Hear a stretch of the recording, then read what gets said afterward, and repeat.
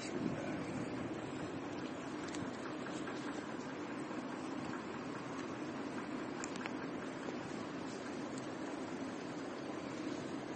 اللہ الرحمن الرحیم نحمدہ ونصلی علی سیدنا حضرت سیدنا علی زین العابدین ابن حسین ابن علی رحمہ اللہ تعالی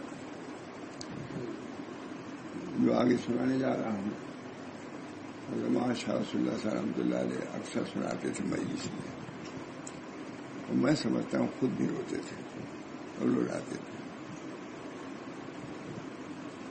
اس سے پہلے تھوڑی سی بات اس کے بعد سناؤں گا.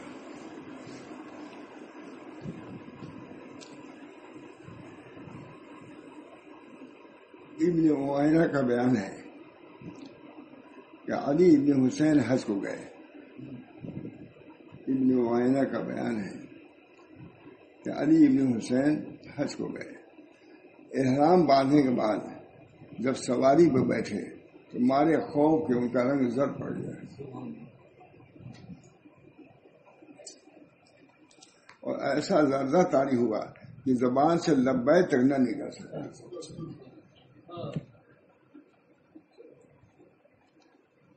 لوگوں نے کہا کہ آپ لبیک کیوں نہیں کہتے؟ لبیک میں حاضر ہوں. آپ لبیک کیوں نہیں کہتے؟ فرمایا ڈر معلوم ہوتا ہے کہ ایسا نہ ہو کہ میں لبیک کہوں اور ادھر سے جواب ملے لا لبیک، تو آنے کی اجازت نہیں، آنے کی اجازت.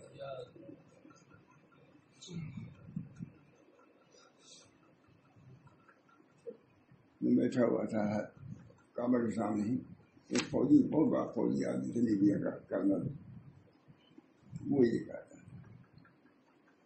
ہم کو ڈر لگتا ہے لبیک کہتے ہوئے شاید کہ لا لبیک نہ آ جائے. یہ حضرت عابدی لا لبیک میں حاضر ہوں، اللہ کا جب اجازت نہیں کر سکتا نا، ایک امیر کر سکتا ہے، اللہ بھی تو کر سکتا ہے. ادھر سے جاؤ لا لبیک. لوگوں نے کہا مگر لبیک کہنا تو ضروری ہے، حج ہے. لوگوں کی اشراق پر لبیک کہا، مگر جیسے ہی زبان سے لبیک نکلا بے ہوش ہو کر سواری سے گر پڑے. میں حج، یہ تھا حج. یہ بھی کوئی چیز ہے تو تین اکابر کو دی گئی اللہ تعالیٰ نے. اب سب طریق خشک رہ گیا. یہ ہے تر. ہمارے حضرت کا بہت جملہ ہے، دین خشک نہیں ہے، تر ہے. اس میں محبت بھی ہے، صرف شدت نہیں ہے. دین میں کیا ہے؟ تری بھی ہے. بلا تو پر لطف کرم بارہ حضرت. اسی طرح جب زور سے ہوا چلتی تھی اور آندھی آتی تھی تو عذاب الہی کے خوف سے بے ہوش ہو جاتے تھے. حضرت زین العابدین حضرت سعید ابن مسیب جو خود بڑے عابد و زاہد بزرگ تھے فرماتے تھے کہ حضرت علی ابن حسین سے زیادہ صاحب ورع میری نظر سے نہیں گزرا. صاحب ورع عبادت آپ کی زندگی کا مشغلہ تھا. اوقات کا بیشتر حصہ عبادت میں گزرتا تھا. حضرت حسین کے سامنے رضی اللہ تعالی شبانہ یوم میں 1000 رکعتیں پڑھتے تھے اور آخری دم تک اس معمول میں فرق نہ آیا. کب پڑھتے تھے؟ اس کے بعد توفیق کے خداوندی کا کچھ نہیں تھا. 10 رکعتیں پڑھنا مشکل تھا، پر یہ کام ہو گیا، وہ کام ہو گیا. اس عبادت کی وجہ سے زین العابدین لقب ہو گیا تھا. قیام لیل سفر و حضر میں کسی حالت میں قضا نہ ہوتا تھا. اخلاص پھر عبادت کا یہ حال تھا کہ حضوری کے وقت سارے بدن میں لرزہ طاری ہو جاتا تھا. عبداللہ ابن سلمان کا بیان ہے کہ جب وہ نماز کے لیے کھڑے ہوتے تھے تو سارے بدن میں لرزہ طاری ہو جاتا تھا. اب اس سے بڑھ کے کسی کا حال ہوتا تھا؟ اس پر کوئی رد کر سکتا ہے؟ جو کہتے ہیں ان سب کی ضرورت ہے، اسی کی ضرورت ہے، اب بھی ضرورت ہے. بھی ضرورت. لوگوں نے پوچھا آپ کو یہ کیا ہو جاتا ہے؟ فرمایا تم لوگ کیا جانو میں کس کے حضور میں کھڑا ہوتا ہوں اور کس سے سرگوشی کرتا ہوں.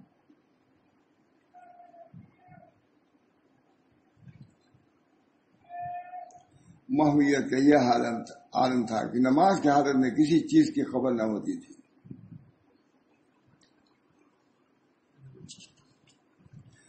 میں نے لکھا ان احوال رفیع اور ہے چھوڑ رہا ہوں یہ فائدہ. میں نے ان احوال رفیع اور مقامات عالیہ کے متعلق کیا لکھوں سوائے حضر غم کے. ان حالات کا اسے اشیر یعنی سوا حصہ بھی ہم کو حاصل نہیں ہے. یہ ہم اللہ تعالیٰ اپنے فضل و کرم سے مجھے اور میرے متعلقین متبعین کو ان انسانی حالات و ایمانی درجات سے شاد فرمائے.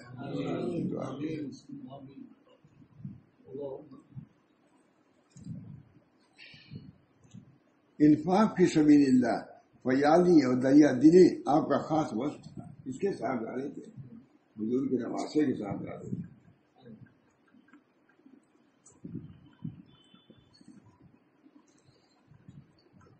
ان کے حالات دیکھیے. حضرت حسن حسین کے جو لکھا ہوا ہے تو سمجھ میں آتا کہ یہ لوگ خالی یہ نہیں کہ گئے اور سکتا دیا اور یہ ہوا.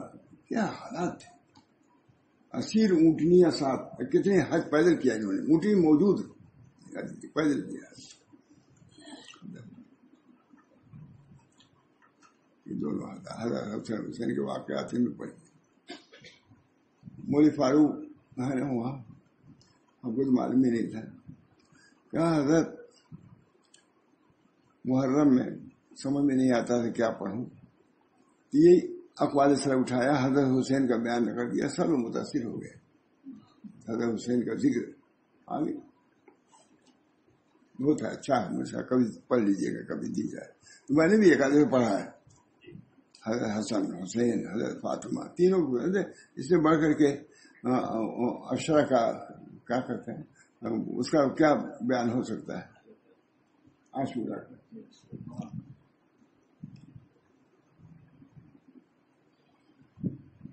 انفاق فی سبیل اللہ فیاضی اور دریا دلی کا خاص وصف تھا.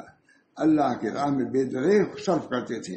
فقراء اہل حاجت کی دستگیری کے لیے ہمیشہ دست کرم دراز رہتا تھا. کیسے نقل کیا بھائی ہماری بات ہم لوگ کیا لکھیں گے. کیسے غلہ کے بورے اپنے پیر پر لاد کر غریبوں کے گھر پہنچاتے تھے. وفات کے بعد جب غسل دیا جانے لگا تو جسم مبارک پر نیل کے داغ نظر آئے. نیلے ہوں گے. معلوم ہوا کہ بوریوں کے بوجھ سے داغ پڑ گئے تھے جنہیں آپ راتوں کو لا کر غریبوں کے گھر پہنچاتے تھے. تحمل اور بردباری میں اپنے والد حضرت حسین رضی اللہ تعالیٰ کے مشابہ تھے. لیکن تحمل زبان کے تیز سے تیز نشتروں کا بھی اثر نہ لیتے تھے. سب باتیں جو کہتے تھے ناگوار سے ناگوار اور تلخ سے تلخ باتیں سن کر پی جاتے تھے. یہ اخلاق. اکثر ایسا ہوتا تھا کہ آپ بےہودہ بکنے والوں کی جانب متوجہ ہی نہیں ہوتے تھے تو بعض گستاخ ایسے جری اور بے باک تھے کہ آپ کو جتلانے کے لیے کہتے کہ میں تم ہی کو کہہ رہا ہوں. آپ اس کے جواب میں فرماتے ہیں میں چشم پوشی کرتا ہوں. جب آپ کو کسی کی کوئی بات پہنچتی کہ وہ آپ کی تنقید کرتا ہے اور برائی بیان کرتا ہے تو اس کے گھر تشریف لے آتے ہیں اور لطف و کرم کا معاملہ فرماتے ہیں اور کہتے ہیں کہ تم نے جو میرے متعلق بات کہی ہے اگر وہ حق ہے تو اللہ میری مغفرت فرمائے اور اگر باطل ہے تو تیری مغفرت فرمائے. اگر تمہیں جھوٹ کا تیری مغفرت فرمائے اگر ہے میرے اندر میری مغفرت فرمائے. کیا ہم بولو افو درگزر.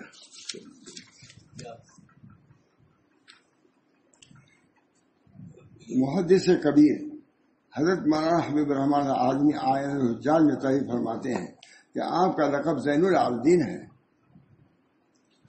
آپ بہت خدا ترس اور بڑے عبادت گزار تھے. حبیب الرحمان صاحب آپ بہت خدا ترس اور بڑے عبادت گزار تھے. حضرت حسین رضی اللہ تعالیٰ عنہ کے صاحبزادے اور حضرت علی مرتضیٰ کے پوتے تھے. حضرت حسین کے صاحبزادے. دلوں میں آپ کی ایسی عظمت وقت اور نگاہوں میں ایسا احترام تھا کہ ہشام ابن عبد الملک اپنی ولی عہدی کے زمانے میں ایک بار حج کو آیا تھا. اسی سال علی ابن حسین بھی حج کو گئے تھے. اتفاق سے طواف میں ساتھ ہو گیا اور ہشام ان سے پہلے حجر اسود کے پاس پہنچا. ہشام بادشاہ حجر پر پہنچا. اس نے انتہائی کوشش کی کہ حجر اسود کا بوسہ نصیب ہو جائے مگر کسی طرح ممکن نہ ہوا. بادشاہ نے آیا. اس کے بعد حضرت علی ابن حسین وہاں پہنچے تو سارے لوگ اپنی اپنی جگہ چھٹک گئے اور جو حجر اسود کے پاس تھے وہ وہاں سے ہٹ گئے. انہوں نے باطمینان حجر اسود کو چوما.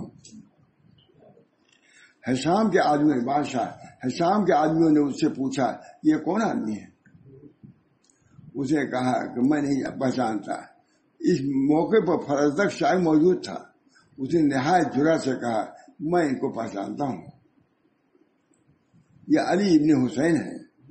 اور اپنا وہ مشہور قصیدہ پڑھا جس کے ابتدائی اشعار ہیں ھذا ابن خیر عباد اللہ کلہم ھذا تقی نقی طاہر العلم ھذا الذی تعرف البطحاء وطأته بل بیت یعرفہ والہل والحرم. یہ اللہ کے بندوں میں سے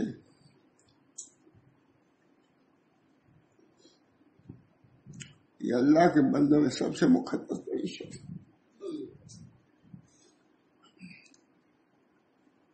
یہ اللہ کے بندوں میں سب سے مقدس ترین شخص کے فیضان ارجمند ہے. یہ خود متقی و پاکیزہ پاک و صاف اور دین کے عالم ہے. جھنڈے ہیں دین کے. یہ وہ ہیں کہ جن کی رفتار کو بتا بھی پہچانتا ہے. سب پہچان تم نہیں پہچانتے پہچان دکھا رہا ہے. جن کی رفتار کو بتا پہچانتا ہے. آپ کو ہل اور حرم بھی پہچانتا ہے. امام حضرت مسلم امت مولانا شاہ ولی اللہ صاحب آبادی کے اس واقعے کو نہایت کیف و وجد کے ساتھ مجلس میں سناتے تھے. آگے آ رہا ہے. اسماعیل کہتے ہیں کہ ایک شب میں بیت اللہ شریف کا طواف کر رہا تھا. وہ ڈھونڈ رہا تھا کئی دن سے. آج مل گیا مہینہ. وہی اسی ضمن میں آگے جو دیکھ رہا ہے. اسماعیل کہتے ہیں شاعر ہیں. اسماعیل کہتے ہیں کہ ایک شب میں بیت اللہ شریف کا طواف کر رہا تھا. میں نے ایک نوجوان کو دیکھا کہ کعبہ کے پردے سے لپٹ کے یہ اشعار پڑھ رہا ہے. کعبہ کے پردے سے ہم نے تو کبھی نصیب نہیں ہوا. دیکھا تو بہت لوگوں کو لیکن شاید چھوا تو ہو گئے. خیر یہ فرما رہے تھے حضرت حسین یا من یجیب دعاء المضطر والظلمی یا کاشف الضر والبلاء مع السقم قد نام وقتك حول البيت وانتبه وانت یا حی یا قیوم لم ترمی. اے وہ ذات جو رات کے تاریکیوں میں مجھ کی دعا فرماتے ہیں. یہ دعا کر رہے ہیں. حضرت سنا نہیں پاتے. حالانکہ حضرت بہت زیادہ متاثر نہیں ہوتے تھے لیکن اس کو جب سناتے تھے متاثر ہو جاتے. اے وہ ذات جو رات کے تاریکیوں میں مستر کی دعا قبول فرماتے ہیں اور مصیبت اور غم کو بیماری سے دور فرما دیتے ہیں. نہیں اور مصیبت اور غم کو بیمار سے دور فرما دیتے ہیں. آپ کے پاس آیا ہوا وفد بیت اللہ کے ارد گرد پھرا بھی اور پھر کر سو بھی گیا. آیا بھی طواف کیا پھرا بھی اور سو بھی گیا اور پھر وہ لوگ بیدار بھی ہو گئے. مگر اے حی و قیوم آپ ایسے ہی کبھی نہیں سوتے. آپ تو سو رہے ہیں. آئے سوئے جاگے یہ آپ کو بس لا حی یا قیوم لا تأخذہ سنۃ ولا نوم. آپ کو تو اونگ بھی نہیں آتی. مگر اے حی و قیوم آپ ایسے ہیں کہ آپ کبھی نہیں سوتے. ہاں جی آئے طواف کیا سوئے پھر اٹھے. اے رب میں آپ کو اس حال میں پکارتا ہوں کہ علم رسیدہ ہوں. یہی بڑی بات ہے. باپ شہید ہو چکے تھے حضرت حسین سمر کے پیار. میں آپ کو اس حال میں پکارتا ہوں کہ علم رسیدہ ہوں، پریشان حال ہوں، قلق والا ہوں، لہذا میرے رونے پر اپنے بیت اور حرم کے صدقے میں حرم فرما دیجیے. اپنے بیت اور حرم کے صدقے میں رحم فرما دیجیے. آپ کے بخشش کی کوئی بیوقوف یا مجرم اگر بالفرض امید نہ کرے تو پھر گناہگاروں پر کون بخشش وجود کرے گا؟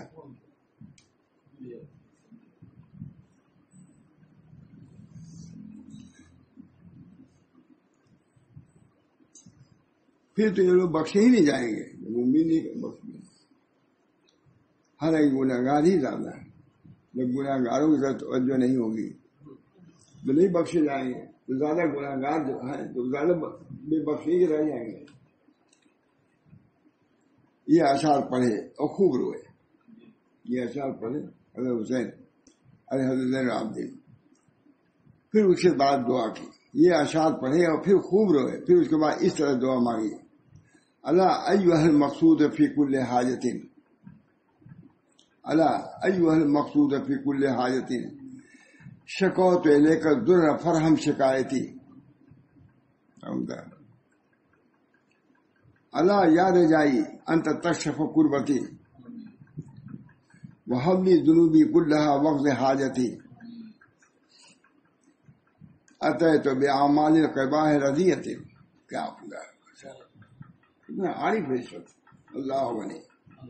اتیت باعمال قباح رضیۃ وما فی الورى عبد حتی جنا کجنایۃ مال وما فی الورى عبد جنا کجنایۃ اتحرق النار یا غایۃ المنى فأین رجائی ثم این مخافتی. اے وہ ذات جو کہ ہر حاجت میں مقصود ہے، میں نے آپ کی طرح اپنی تکلیف بیان کر دی، بس میری تکلیف کو دور فرما دیجیے.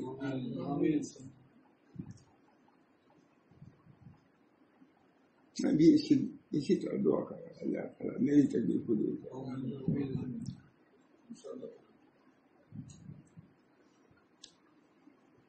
اور میری تکلیف کو دور فرما دیجیے. اے وہ ذات جس سے میری امیدیں وابستہ ہیں، آپ ہی میرے رنج و غم کو دور کر سکتے ہیں، کوئی نہیں. بہت دن سے تلاش کر رہا تھا مجھے، بہت کافی دیکھا تھا، نہیں ملا، آج مل گیا. مطلب یہ میں نے نقل ہی کیا، میں نے خود کروا دیا. اے وہ ذات جس سے میری امیدیں وابستہ ہیں، آپ ہی میرے رنج و غم کو دور کر سکتے ہیں، کوئی نہیں. لہذا میرے سب گناہوں کو بخش دیجیے. گناہوں کو بخش دیجیے، حاجات کو نہیں. سب سے بڑی حاجت گناہوں کی بخشش. یہ نے پہلے یہ کہا. اور میری حاجت روائی فرمائیے. اس کے بعد میری حاجت روائی فرمائیے. میں آپ کے دربار میں نہایت ردی اور کبھی اعمال لے کر حاضر ہوا ہوں، برے اعمال لے کر حاضر ہوا ہوں. اور میں سمجھتا ہوں کہ آپ کے مخلوق میں مجھ جیسا گنہگار بندہ کوئی اور نہ ہوگا. کہہ رہے ہیں. اور میں سمجھتا ہوں کہ آپ کے مخلوق میں مجھ جیسا گنہگار بندہ کوئی اور نہ ہوگا. وہی ہوں میرے امیدوں کی انتہا اور میرے آرزوؤں کی منتہا. کیا آپ مجھے آگ میں جلائیں گے؟ وہی ہم اے میری امیدوں کی انتہا اور میرے آرزوؤں کی منتہا، کیا آپ مجھے آگ میں جلائیں گے؟ اگر بالفرض ایسا ہوا تو پھر امید کس کام آئی؟ آپ سے تو امید لے کے آیا ہوں، اور میرا خوف کس کام آیا؟ یہ کہا بے ہوش ہو گئی.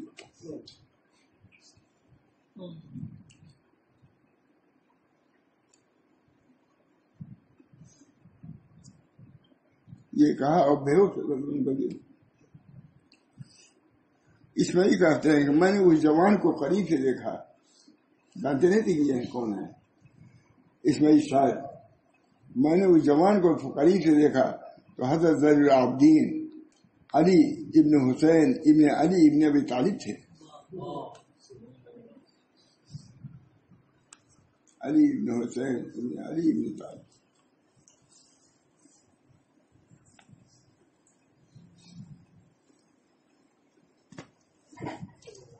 یہ دیکھ کر میں نے ان کا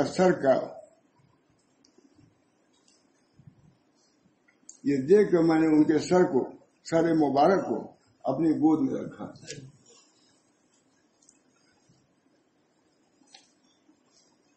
اور خود بھی رونے لگا. کسی بیان پر حضرت روتے رہے کہ میں نے دیکھا ہی نہیں. حضرت یونس علیہ السلام کا واقعہ یہ بیان کرتے تھے.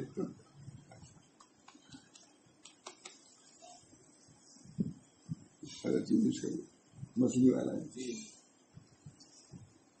اور خود بھی رونے لگا.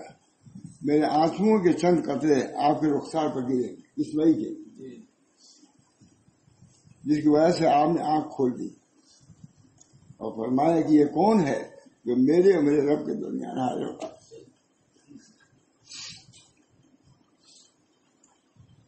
یہ کون ہے جو میرے اور میرے رب کے درمیان کون ہے دنیا گیا. اللہ ہم سب لوگوں کی حالت فرمایا یہ کون ہے جو میرے اور میرے رب کے درمیان حائل ہو گیا ہے اور مجھ پر ہجوم کر رکھا ہے.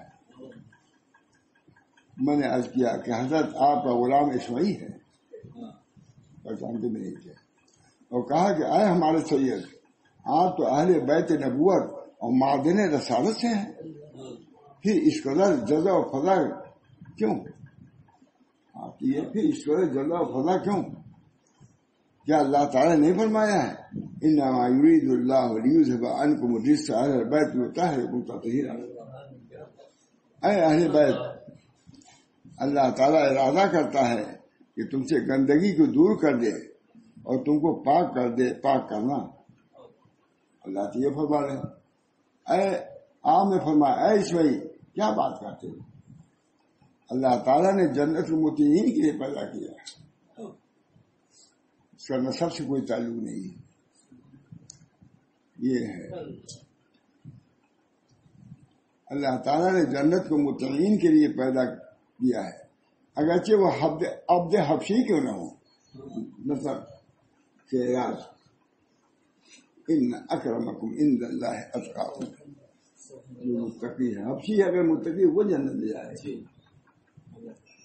جنت کو مطیعین کے لیے پیدا کیا ہے اگرچہ وہ عبد حبشی ہی کیوں نہ ہو اور دوزخ کو عاصین کے لیے پیدا کیا ہے اگرچہ وہ قریشی ہی کیوں نہ ہو.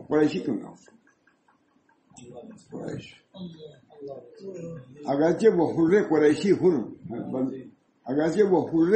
ہی کیوں نہ ہو. اور کیا اللہ نے ارشاد نہیں فرمایا فَإِذَا نُفِخَ فِي الصُّورِ فَلَا أَنْسَابَ بَيْنَهُمْ يَوْمَئِذٍ وَلَا يَتَسَاءَلُونَ. جب سور پھونکا جائے گا اس دن باہم نسبت کام نہ آئے گی. اور نہ اس کے بارے میں ان سے سوال کیا جائے گا تم کون ہو, سید ہو, صدیقی ہو, حبشی ہو, جاتی ہے. بلکہ جس کی نیکیوں کا پلہ بھاری ہوگا وہی لوگ فلاح پانے والے ہوں گے. وہاں فیصلہ اس پر ہوگا نیکیوں, اور جس کی نیکیوں کا پلہ ہلکا ہوگا یہی لوگ ہیں جنہوں نے اپنے نفسوں کو خسارے میں ڈال رکھا ہے, جو کہ جہنم میں ہمیشہ رہیں گے.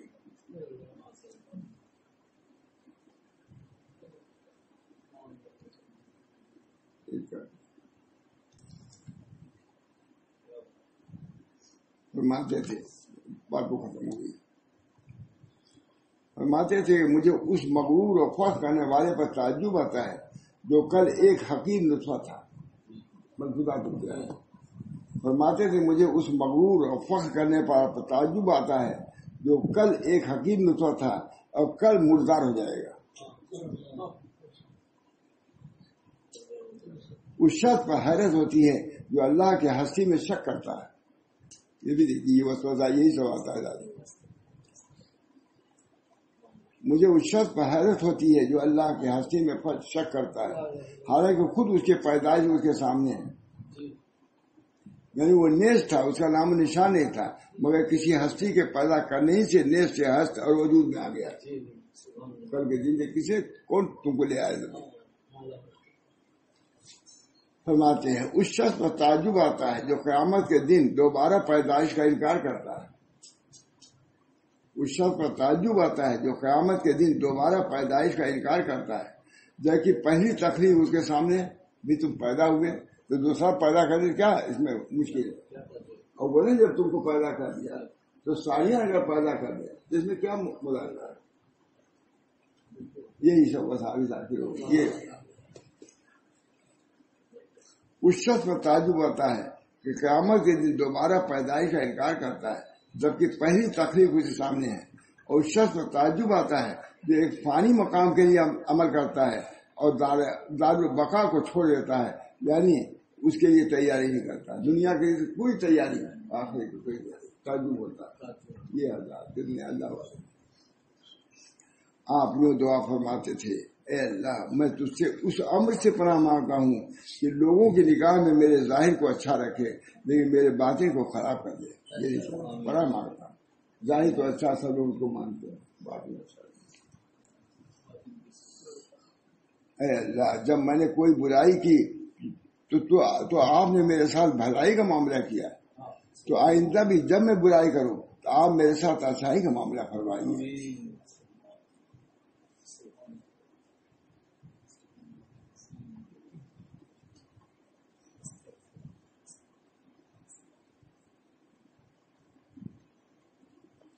بہت ہے.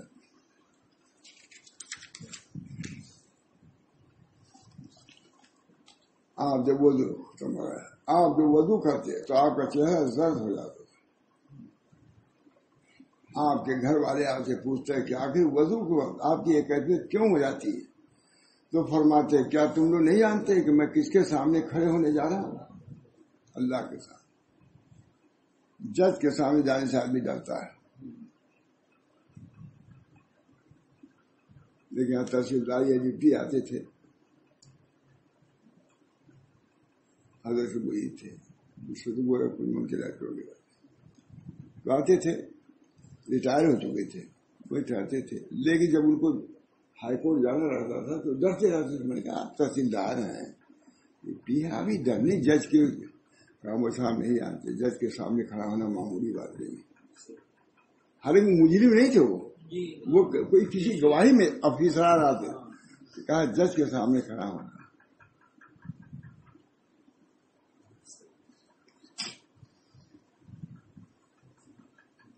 ڈپٹی انسپیکٹر تھے حضرت خالد، بہت حضرت سے سنا.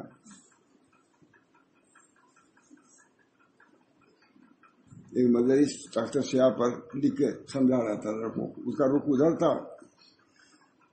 حضرت صاحب جا کے پیچھے کھڑے ہوئے، ڈپٹی انسپیکٹر تھے، دیکھ کے بے ہوش گر گیا. وہ ماسٹر جا کے حضرت تھانی سے کہا کہ حضرت جب مجھ کو دیکھ کر کے ایک مدرس بے ہوش ہوئی، اللہ کیسے کھڑا ہوتا. کہا یہ خیال آنے لگا بچے کا، یہ آپ کو احساس ہوا کہ ایک مخلوق آپ ہی جیسا درجے میں کم ہے، بے ہوش ہو سکتا ہے تو اللہ رب العزت کے سامنے کھڑا ہونا. واما من خاف مقام ربی ونہى النفس عن الہوى فإن الجنۃ هي المأوى. کیا خاف مقام ربی، خدا کے سامنے کھڑے ہونے سے ڈرا. واما ہی نا، واما من خاف مقام ربی ونہى النفس عن الہوى فإن الجنۃ هي المأوى. آج بہت بات ہوئی. اللہ تعالیٰ ہم سب لوگوں کی باتوں سے باطنی نفع عطا فرمائے، بلکہ باطنی ترقی عطا فرمائے. آخرت پر یقین، ایمان کی تجدید، نیا عہد بات کرتے ہیں. ہم کو چلنا ہے کیسے کیسے لوگ کتنا کتنا ڈرنا، اصلاح کی کتنی فکر ہے. اللہ ہم سب لوگوں کو بھی اپنے حالات میں غور خوض کر کے اصلاح کی کوشش کرنی چاہیے. میرے لیے بھی دعا کیجیے، میری بھی اصلاح ہو جائے، اور آپ سب لوگوں کے لیے دعائی کرتے ہیں. ضرور اللہم اصلح امت محمد صلی اللہ علیہ وسلم، اللہم ارحم امت محمد صلی اللہ علیہ وسلم، اللہم فرج عن امت محمد صلی اللہ علیہ وسلم، اللہم اغفر لامت محمد صلی اللہ علیہ وسلم. ربنا تقبل منا انك انت السميع العليم برحمتك يا ارحم الراحمين بحرمة سيدنا النبي الكريم صلی اللہ تعالی علیہ وسلم.